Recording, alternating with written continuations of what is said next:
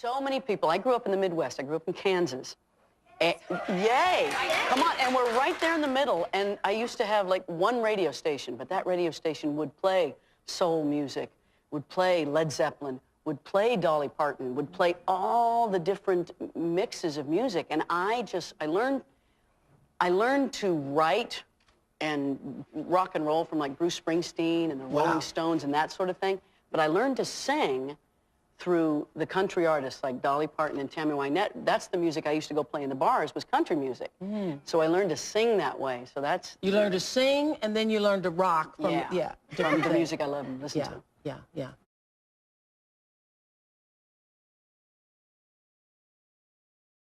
My next guest was an American Idol long before the show ever existed. I've been a fan of hers ever since I was a little girl, and the truth is I've always been kind of obsessed with her. In fact, if I could be anyone at all in the world, it would be the incomparable Dolly Parton.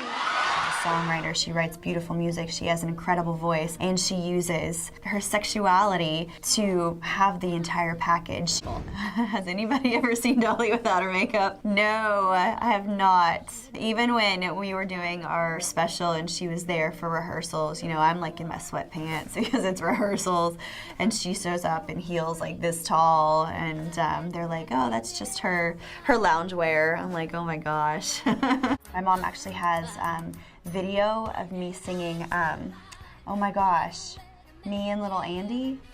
My mom has video of me singing that when I was 5, I'd guess, but it's cute. She takes these kind of, you know, serious issues that a lot of women are feeling, and makes them fun, because she's just bubbly. That's just the way she is. She thinks outside the box, and she really paved the way for women to just realize what we can do in this business. And you know, because it's been done before, Dolly did it. And I feel like so many of us probably do, in so many ways, model our careers, or try to model our careers after Dolly. I just love this woman. She's absolutely amazing, and we all owe so much to her, and I know she would never think that in a million years, but we do, and I'm just happy to say that I've met her and I've sang with her. Dolly is a name that, you know, whether you listen to country music or not, whether you're in America or in Japan, like, it doesn't matter where you are, how you grew up, what you listen to, you know Dolly Parton.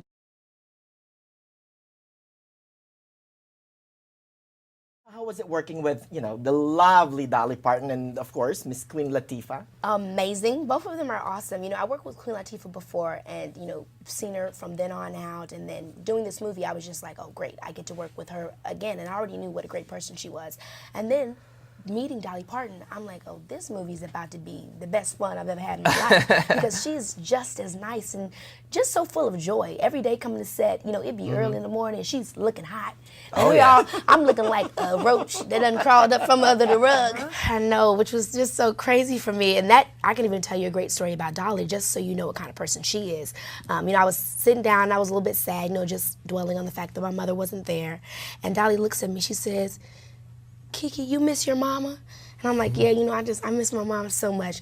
And she says, come over here and give me a hug. I'm gonna have God send your mother's love through me. And I'm just like, who says that? She always said amazing stuff like that. I'm just like, I don't know where, like, you can only be an angel to say something like that.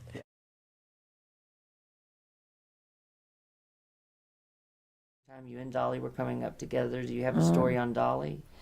Dolly and I were on Monument. Yeah, we were on Monument Records together, and I remember one day, just us all being so goofy, we were all in there supposed to be cutting radio station liners, you know, and Dolly just kept messing them up, and then when she'd mess them up, she would make up something, you know, and I was getting a little irritated at her, to be honest, because I wanted to get these liners cut and get back out on the boat, you know. But no, our paths were parallel, but we weren't always together that much during that time, because, you know, when she hit and she went one direction and I went another, and seldom did we ever work anything on the road.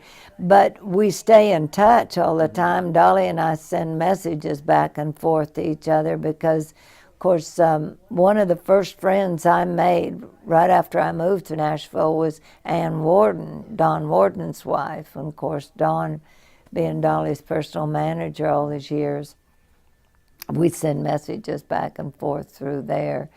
And one of my favorite things is when I was working Dollywood, and I would see people with their dogs bring them. They were allowed to bring them in the park then, but they didn't care for them, you know, and they didn't realize how hot it was and the pavement on the little dog's feet. And in fact, one lady, it's a wonder I didn't get thrown out of more places than I did. But this lady had a little terrier dog, and it was just dancing, and she kept saying, "Be still, be still." And finally I said, "Ma'am, take your foot out of your shoe and put it down on that pavement, and I'll show you why that little dog can't hold still." She didn't do that, but she did bend down and put her hand. I said, "Just put your palm in your hand." I didn't realize it was that hot. I'm like, you know. Then even worse, you'd see some in the cars. Oh yeah, I can't take that. So anyway, I had my little dog Shadpoke at the time wrote a letter to Dolly and suggesting that she build a place called Doggywood. And she did. And she did. She wrote a letter back to Shadpoke. Oh. And I lost those letters in the flood, which just killed me. But Steve Summers, who works with Dolly, took some pictures, and he framed, and I'm hoping they're still there, he framed the picture of Shadpoke and me, and his letter to Dolly and Dolly's letter to Shadpoke. That's great. So I don't know if she's ever written a letter to any other dog or not, but that might be a one of a kind. Yeah, I think so. I think so. I love that.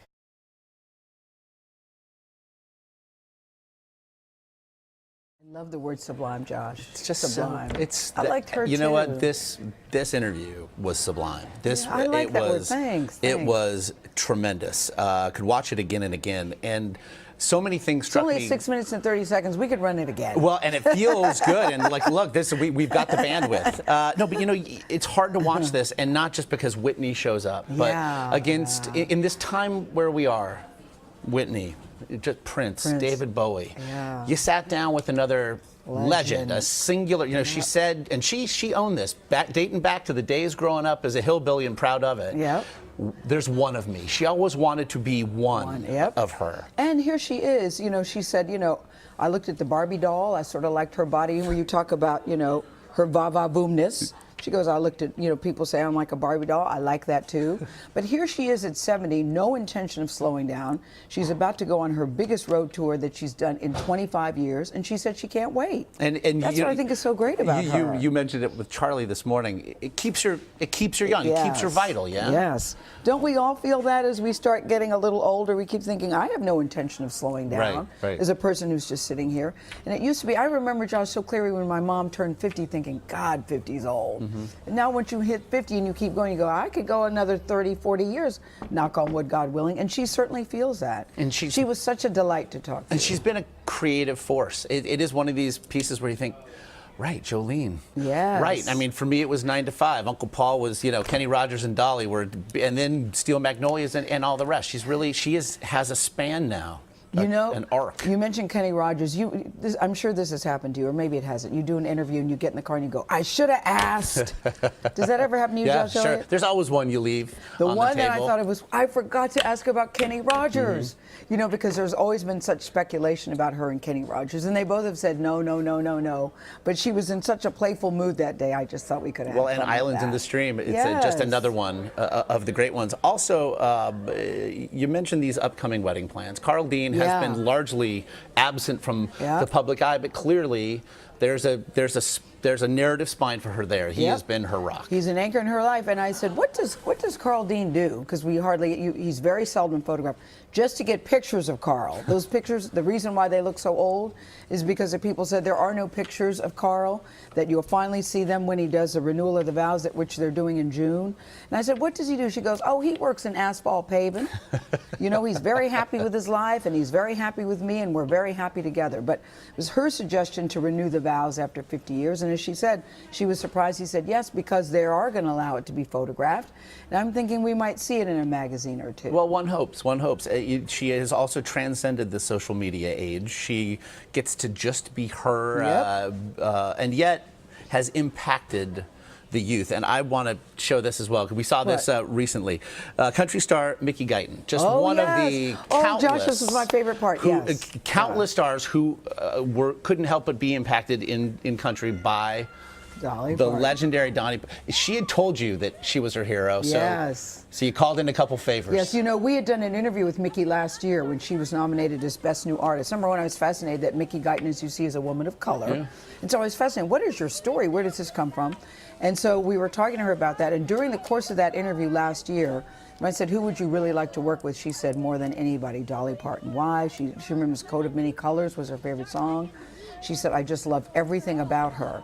And so during that interview, I said, Dolly, come on out. It was a joke.